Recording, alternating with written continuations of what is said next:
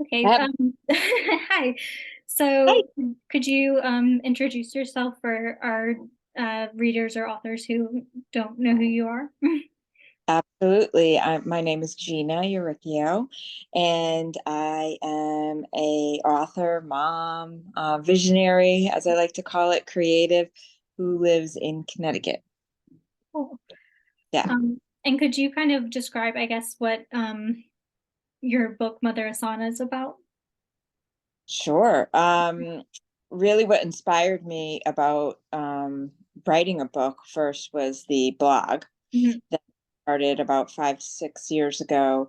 mhm, And it's called Mother Asana because I'm a yogi at mhm, heart, and I practice yoga, mindfulness, meditation for quite some time now. mhm, And asana is to sit with presence and purpose in a pose, in a yoga pose. And when I was sitting with Allie, I was trying to kind of like engage her and get connection and attention with her. mhm. And what happened was I realized that my body would sort of like act up a little bit. And Yeah. when you're in an asana, you have to be firm but soft in your body. And I concluded that really motherhood for me was really the highest asana at that point in my life, and still is. Mhm, So this blog, Mother Asana, and started just writing on musings and how she inspired me and how she moved me through the day in different mhm. ways, in different directions in our lives. And then we kind of like found ourselves in this place where I became her voice. Mhm. Her art was just like such a gift that I wanted to mold it together. So I came up with the Yeah. idea of writing a book and calling it The Art and the Voice of Autism. Mhm. And has Yeah. she kind of always expressed herself through art? She expresses herself quite a bit through Mhm, art and music. Music more with emotion, art mhm. with more it just came so naturally to her. Yeah. That was always the part of the day of her school day where she seemed to bloom.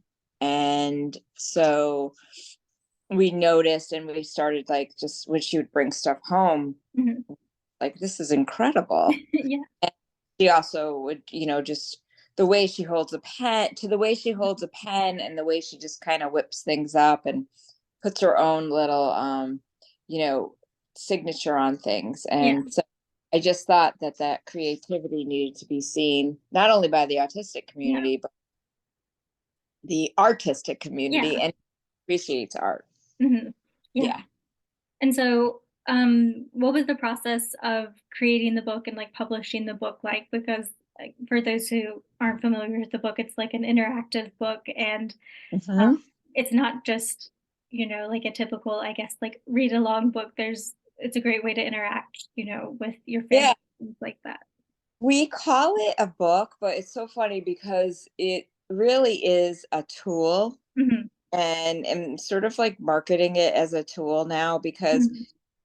the purpose of it is to infuse connection in the family and invite Hmm. them to the table. And I shouldn't only see family, it could be for any caregiver, Hmm. babysitter, relative, also a school teacher or special ed teacher, and just invite the individual in, for connection as a time for connection. So getting off your device, and then kind of, if you're not kind of making direct eye contact, you're connecting. And so what's unique about the book is that it sort of provides for not only the caregiver Hmm. or the teacher, or the person who's the coach, say. It provides a little mindfulness and reading for them, and then it provides the art and the recipes and the inspiration in that way, which is more hands on for the individual, and then Hmm. invokes and invites conversation. Hmm. Yeah. And about how long, I'm trying to think, did it from when you came up with the idea for the book to when the book was published, around how long did that take Yeah. process? Well, I had met Kim and we had had a conversation about writing the book and putting the book together, and then we had COVID. Mhm. So we spent most of the time during COVID putting things together, but it was in piecemeal. So it took about 2 years Mhm. to put it together. Probably would have been sooner, but as we put the book together, we realized that it was actually going to be spiral bound, and we Mhm. wanted a pocket in it for art. And so it definitely is not the traditional Yeah. book. Yeah. It's definitely something, an activity. You can call it many things, but Mhm. it feels connection as an activity book. Yeah, no, and I think, like, having those activities and, like, a place to put the art and, like, the examples, and it's all such a great way to, like you said, kind of get people, like, to, like, get off your phone or your computer and just, like, focus on that and creating, with each other, whether that's, yeah, like, friends or family or with a caregiver, and so I think that's such a cool way to do that. Yeah, and I think that for families particularly, Mhm. or caregivers or grandparents and stuff, there's always other children lingering around. Mhm. And that's awesome too, because you can invite them to the table, and there's always the possibility, which we always hope for, right, for them to get lost into the art. Yeah. And then, because they're fostering their independence and Mhm. getting really into it. We've been really fortunate to have some live events, Yeah. Noble, which, I've been able to see the activities come to life, and the children that are coming to these events are just amazing. Like, they are so into it and Yeah. proud of art. And so the activity can really range. People say to me, like, she won't sit, he won't sit. And Yeah. the activity really range from, 5 minutes, three Mhm. minutes Yeah. to, um, you know, as long as you really would like. Yeah. And it sometimes doesn't have to be much of anything. It could just be kind of laying on a rug and, Yeah. guy and saying, I can't wait for summer. Let's talk about Yeah. our summer bucket list and what we Yeah. want to do, as we do as adults when we're Yeah. like, I'm kind of Yeah. feeling I want to just, plan something to make Yeah. something to look forward Look forward to. to, Yeah. yeah. Yeah, that's So really there's so many angles to take. I think you really, like, when you get the book, you can really just take time to just explore it and Mhm. appreciate the art and appreciate just the journey Mhm. inside and the different ways. It's also written through the seasons, so we Mhm. should, we should say that the seasons are very important to Allie, because that's how she really interprets her world. Mhm. And so, just as we will go, and we do go through the seasons of our Mhm. life, the big milestones in our lives where, you know, life changes, Yeah. things change in the household as well, and how Yeah. we move through the seasons, you know, hopefully with a little ease. Yeah. Yeah, that's really cool, and I think it's also so great that it's something you can come back to time and time again and have a different experience, one time, even if you're doing the same activity, or like you said, Yeah. there's different seasons that you can kind of have that as a way to, yeah, like, mark, the passing of time, and then it just changes and things like that. Yes. Yes. Yeah, so, for those who, yeah, don't know, April is Autism Awareness slash, I guess, acceptance, month, and what do you think are some things that, people maybe don't know about autism, or, like, why awareness and acceptance is important? Well, one of the most important things, I think, is that we're back when Allie was born. It was 1997, and it Mhm, was um, maybe 1 in 250 or 1 in 500 children. There's that range because they kind of split it up with girls and boys. yeah, But back then it was 1 in 250. Now it's like 1 in 35. mhm, yeah, And many of these small children, which were diagnosed back then and I mhm, have become adults, mhm, and also these young ones are coming together, and they're going to grow up too in yeah, our world. I think we as individuals in this in our world, in different smaller communities, can create support for the autistic community, the special needs, I guess Mhm. we don't call it that, but for that community and the families. Mhm. So, I think we're getting somewhere with opening and widening our universe with the autistic individual, and maybe bringing them into more work oriented or volunteer oriented and Mhm. activity oriented. But don't forget about the families and the caregivers Mhm. and the people behind the scenes, Mhm. the the direct service providers, the people who put together programming and stuff like that, because we need, all of that. Mhm. And, it's like I said to somebody the other day, they were asking me, oh, are you selling a lot of books? Mhm. You selling, getting good, we're getting great feedback, but Yeah. it's one at a time, because it's always been that way with autism. It's one family at a time. Yeah. It's one child at a time. Mhm. Everybody is different Yeah. and needs different things. It's like, some people, are like, I'm really attracted. That's why when I tried to write the book, I tried to just expand it to all different types of things. Mhm. And I knew that one thing that everybody really came together with was the seasons. Yeah. And so we all have seasons, and Yeah. we all kind of relate in different Mhm. ways. Even if you live in Florida and you have, Yeah.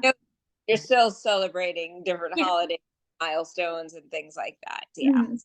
Yeah. Hmm. No, I think that's a good way to put it. And Yeah. like you said, that into those families, like, it does make such a big difference to, like, have that, like, you know, understanding and just representation, or for kids to see themselves, or young adults or people to see themselves in that, and, like, have it be, like you said, they don't just stay little kids forever, they do grow up, and I think that's important to, like, talk about those, communities and challenges and things like that, because I know a lot of the focus sometimes can be on younger children especially. So I think Right. that's, yeah, great that it's for, the whole community, and like you said, that focusing on the weather, like, or the seasons, like, we can all relate to that. And so I think that's really cool way to kind of connect people.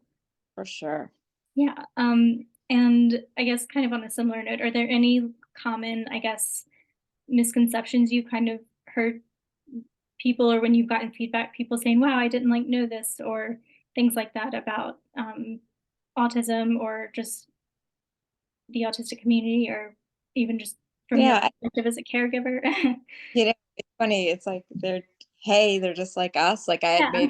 I'd said a post the other day, don't let us puzzle you, Yeah. you know, 'cause, they're just like us, and, they want to be a part of things. They want, they may like to be by themselves, or they may get stuck on, certain things where they like to talk about the same subject, Mhm. or whatever it may be. But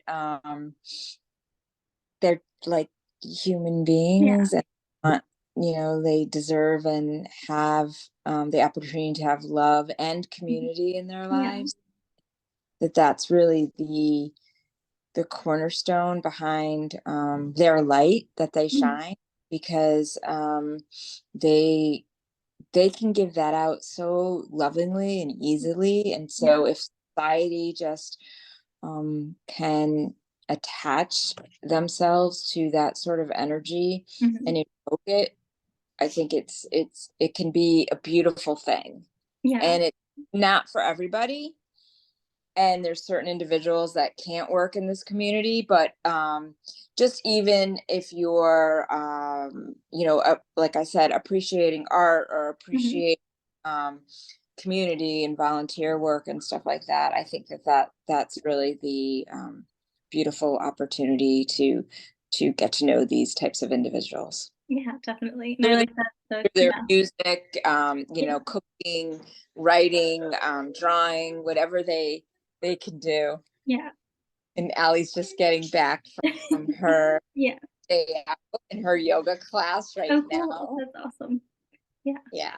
But yeah, I think that's, and I like, don't let us puzzle you type thing is really Yeah. cool thing, because it's like, yeah, I think people complicate things more than they have to sometimes. And like you said, everyone, they still want the same things. And yeah, just it's a little, you know, like just because someone expresses themselves differently doesn't mean they don't like want something different. They're still people. So yeah. Yeah. Exactly. Yeah. And so is there any, I guess, advice you have for anyone who wants to kind of create or write a children's book about an important cause? Like I know your book especially is about obviously um, autism awareness and also education, as well as just like you said, kind of connecting people together, and whether they're, autistic or not, kind of brings out um, everyone together. Would you have any, yeah, advice for people who kind of want to start that journey? Yeah, I mean, I think everybody has a book in them. I think that there's always a story to tell, and whether it's fiction or nonfiction, like mine is actual accounts of things that Mhm. have happened to us and Yeah. what experiences. But your your story is valid and real, and whether it has comedy or drama Mhm. or grief or sadness, you'd be surprised at the lives that you can touch with your own experiences. Yeah. Yeah.